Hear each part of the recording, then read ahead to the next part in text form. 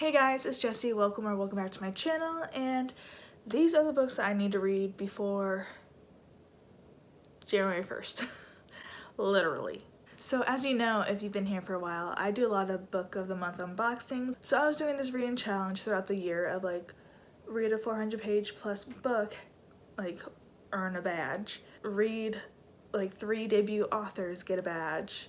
If you complete like 3 badges, like you get a prize. And I completed the other one, which is like 12 books you read, you get a badge. And then there's this other badge called Shelf Slayer, and I didn't know it was like you had to read before 2022 was up, but apparently that's what that is all about.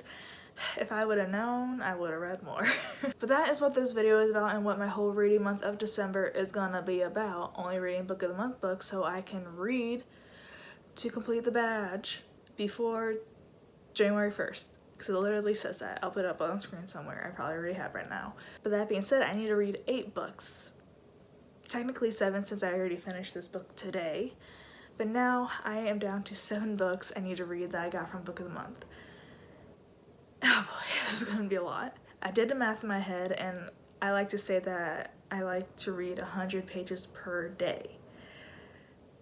Well, for me to get all these books read before January 1st, I need to read all these now 7 books by December 26th, which gives me like a little less than a week if I skip a day of reading, which is kind of detrimental because of how I normally read. Yeah, I have a toxic relationship with reading books.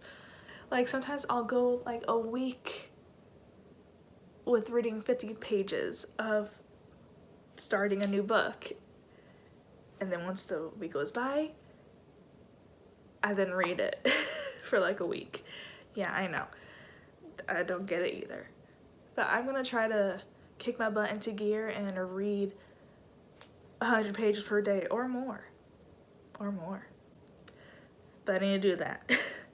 Anyways, let's get into the books that I'm going to be reading for this month. So I literally just finished Survive the Night by Riley Sager today, and this took me like almost 2 weeks to read. And it's like a 320-page book. I did start a reading vlog for reading this book because it's a thriller. But it took me way too long to finish this book, so I'm just gonna translate this reading vlog into the December reading vlog. Yeah, I know. I'm a wreck over here, what's new? But this is technically my 8th book that I read. Now going on to the other books I need to read. I am missing 1 book because that book I'm gonna read is coming for my December pick of Book of the Month. Yeah, I should be sponsored by Book of the Month by all the videos that I do of them for free. Book of the Month, sponsor me, please. I don't think there's really any specific way I'm reading these books. Maybe like the biggest book first, and then like, you know, goes down little by little. I think that is almost 400 pages. I could be wrong. But then it'll probably be this one next since it looks big. That's what she said. But I'm reading Part of Your World by Abby Jimenez. Still don't know how to pronounce it, I'm sorry. This is obviously a romance book. I haven't read a romance book in a couple months now, just thinking of it. But she's a big city girl, he's a farm guy, obviously. And I think they fall in love next. Oh boy. The Last Time I Lied by Riley Sager. This I actually might read next because, or after that book, because I think it's next biggest, thickest book to get through. Yeah, like 370. I don't really know much about this. I'm guessing it's about the last time a girl lied, but I think it's about a girl that went to like a summer camp. Something horrific happened. She's like not a detective, but she's in the true crime world, and something happens to where she is brought back to the camp or something. I have no idea. The Maidens by Alex Michael Dees, and this is about like a professor who has his followers that are called the Maidens, and like I think they cover up his murders, and then there's another professor who's trying to like uncover what has happened with the girls that gone missing because her niece's friend's gone missing, and she's just trying to uncover the cult.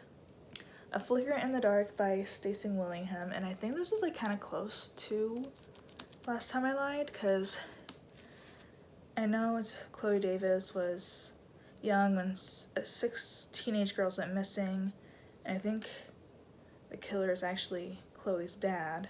Something happens to where she has to go back to her hometown because there's people that go missing.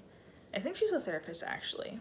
Something like that. She's trying to unmask the killer and figure out what the heck happened. Reckless Girls by Rachel Hawkins. No idea what this is about, actually. Let's find out. One Island, 6 visitors, countless secrets. So a group of teens or 20-somethings go to an island. They drink, cut off with civilization. Then something bad happens. When one person goes missing and another turns up dead, the remaining friends wonder what dark currents lie beneath this impenetrable paradise. Who else will be swept under its secluded chaos? With its island gothic sensibility, sexy suspense, and spine-tingling reimagining of Agatha Christie's classic Reckless Girls Will Wreck You. Oh, it's a Agatha Christie retelling. I don't know much about Agatha Christie. I just know from like the last book I read of hers, it was creepy. So is this gonna be like a scary book? Oh boy. Too Good to Be True by Corolla Lovering. This is a domestic thriller, obviously. And I think it involves like a married couple, but they're estranged, and like there's a young new wife, something like that. Yep. I don't know. Aren't I explaining this great? The Family Game by Catherine Stedman, and I recently just got this like in October. It's about like a girl who's marrying into the eccentric family, and they have this family tradition where I think they play hide and seek in this mansion, but it's more deadlier than she thinks. And yeah, I feel like that was very anticlimactic, but this is my reading list for December, -1. And I probably am gonna start reading the top one right after I film this. So let me know in the comments down below what you guys are reading for December, or what books that you need to read before January 1st. I haven't done a TBR video in a long time, probably since the beginning of this year.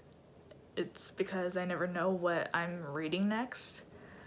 I'm very much a mood reader, but I do think it's also nice to have a little bit of structure while reading. But thank you guys so much for watching. Like and subscribe if you want more videos by me, and I'll see you guys later. Bye guys.